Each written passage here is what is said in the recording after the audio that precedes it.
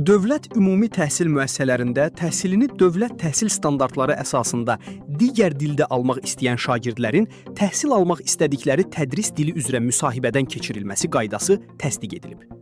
Global.net trendə istinadən xəbər verir ki, müsahibələr müvafiq olaraq Naxçıvan Muxtar Respublikasının Təhsil Nazirliyi və ya Azərbaycan Respublikasının Elm və Təhsil Nazirliyi yanında məktəbəqədər və ümumi təhsil üzrə Dövlət Agentliyinin yerli bölmələri tərəfindən həyata keçiriləcək. Müsahibələrin keçirilməsi məqsədilə müvafiq olaraq nazirlik və ya yerli bölmələr tərəfindən hər il aşağıdakı tərkibdə müsahibə komissiyaları yaradılacaq.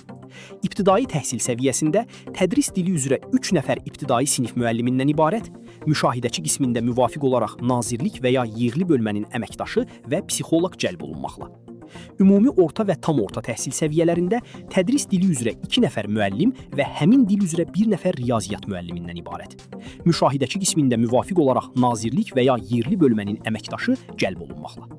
Uşağın, şagirdin, valideyni və ya digər qanuni nümayəndəsi onun müsahibədə iştirakı məqsədilə elektron hökumət informasiya sistemində, EHİS-də qeydiyyatdan keçəcək və ona EHİS-də elektron kabinet açılacaq. Ərizəçi elektron kabinetə daxil olaraq elektron ərizəni dolduracaq və onu təsdiq edəcək.